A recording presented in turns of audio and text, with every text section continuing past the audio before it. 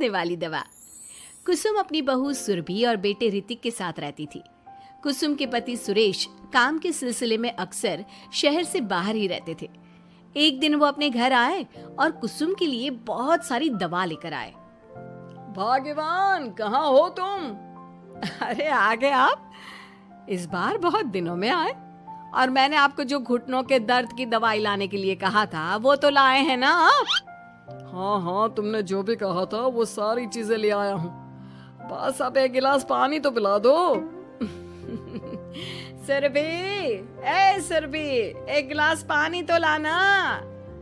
सुरभि जल्दी से पानी लेकर आती है। सुरेश सुरभि के सर पर हाथ रखता है और उसका हालचाल पूछता है। बहू, ये तुम्हारी सास के लिए मैं कुछ दवाई लाया था, तुम देख लो ये दवा। तुम्हारी सास तो है बुलक्कड़, किसी और दवाई की जगह कोई और दवाई खा लेगी तो लेने के देने पड़ जाएंगे। सुरेश एक एक करके सुरभि को दवाई बताने लगा। देखो, ये घुटने के दर्द की दवा है, यह घुटनों के दर्द के लिए मालिश का तेल है, रोज रात को मालिश करनी है इससे। ये बीपी की दवा और ये कमर दर्द की। एक दवाई की शीशी हाथ में लेकर कहते हैं, लेकिन ये दवाई किस चीज की है?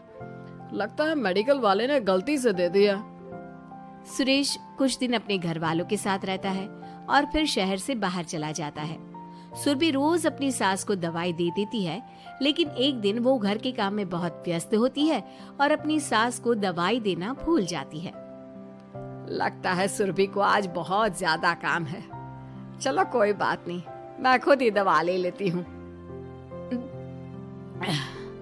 अरे वाह, ये दवाई तो बहुत स्वादिष्ट है, थोड़ी सी और पी लेती हूँ। इस तरह कुसुम थोड़ी थोड़ी करके हंसने वाली दवाई की पूरी बोतल ही पी लेती है। माँ जी, आज मेरे मायके वाले आ रहे हैं, भैया का फोन आया था। क्या कहा, मायके वाले? अरे तो तू यहाँ क्यों खड़ी है? खाने में कुछ अच्छा सा बना ले। माँ जी, आप इतना हंस क्यों रही हो?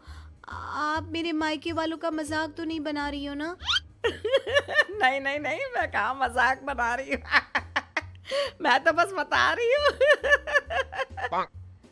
माँ जी, आप झूठ भी बोलती हैं, आप अभी तो हंस रही थी।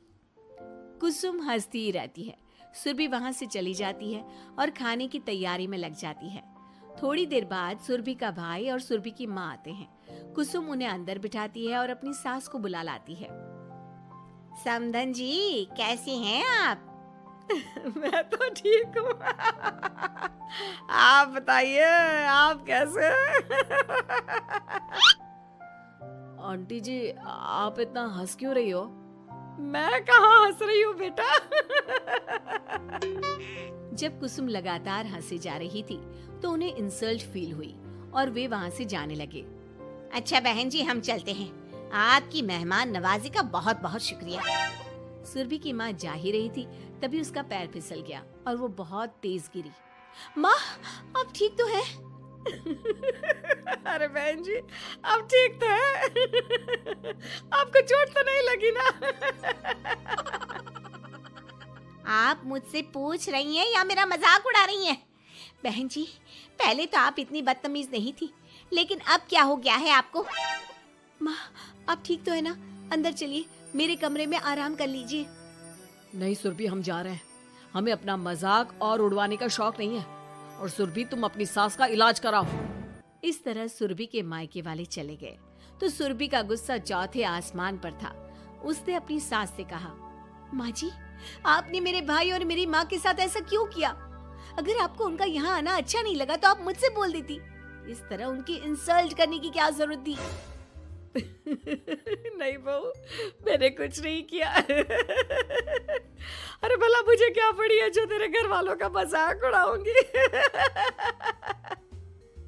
देखिए देखिए माँ जी, आप अब भी हंस रही हैं। आपसे तो बात करना ही बेकार है।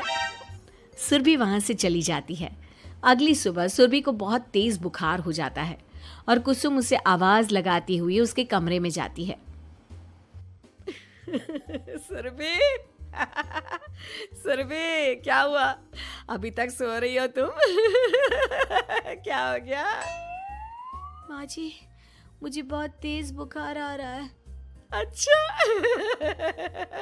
ठीक है, ऋतिक को बुलाती हूँ। माँ जी, मुझे बुखार आ रहा है और आप हंस रही हैं। अरे नहीं बहू, मैं कहाँ हंस रही हूँ। वो तो मेरी हंसी रोक ही नहीं रही है। माँ जी, जब आपकी तबीयत खराब होती है तो मैं आपका कितना ख्याल रखती हूँ और आप मुझ पर हंस रही हो। चले जाओ आप यहाँ से। बहू सुन तो सही।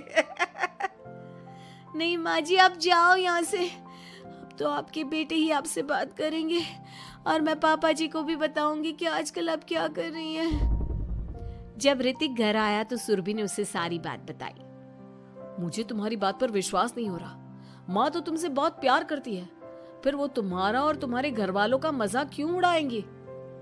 खैर अभी छोड़ो इस बात को, अभी तो तुम मेरे साथ चलो, तुम्हारी दवाई ले आते हैं। कुछ दिन में सुरभि ठीक हो गई। एक दिन ऋतिक को पता चला कि उसकी मौसी के बेटे राहुल की तबीयत बहुत खराब है, तो वो अपनी माँ और पत्नी को लेकर हॉस्पिटल पहुंचा। मौसी जी, कैसे हैं राहुल भैया? बेटी, इतने दिन हो गए मेरे राहुल को बीमार हुए, लेकिन उसकी तबीयत में कोई सुधार नहीं आ रहा। अरे छोटी, हुआ क्या है राहुल बेटे को? कुछ बता तो सही। माँ, आप हंस क्यों रही हो? कहाँ हंस रही हो बेटा? मैं तो अपनी बहन के बेटे के लिए परेशान हूँ। माँ, ये क्या तरीका है? रहने दे बेटा, ये तो मैंने सुना था कि मुसीबत में साया भी साथ छोड़कर चला जाता है। आज मैंने देख भी लिया। अरे नहीं बहन, मैंने ऋतिक और राहुल में ना कभी कोई फर्क नहीं किया। फर्क तो दिख रहा है कुसुम दीदी। अगर आपके बेटे की तबीयत खराब होती तो आप ऐसे हंसती क्या? ऋतिक बेटा, ले जा अपनी माँ को यहाँ से। ऋतिक बहुत गुस्से में अपनी माँ से बात करने लगा, लेकिन कुसुम तो सिर्फ हंसे ही जा रही थी। ऋतिक ने अपने पापा को फोन करके बुलाया और उन्हें सारी बात बता दी। बेटा, तेरी माँ तो अपने घर वालों से बहुत प्यार करती है और वो बहुत समझदार है।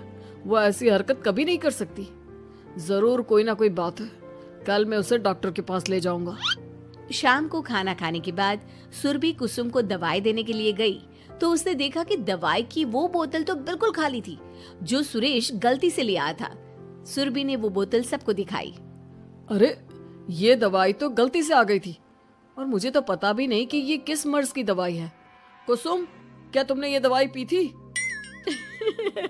हाँ जी, एक दिन जब बहू काम में लगी थी ना, तो मैंने ये दवाई पी कर देखी थी।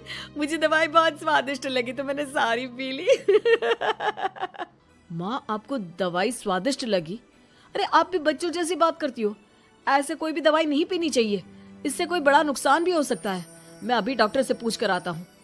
ऋतिक डॉक्टर के पास गया और कुछ देर में वापस घर आकर सबको बताया।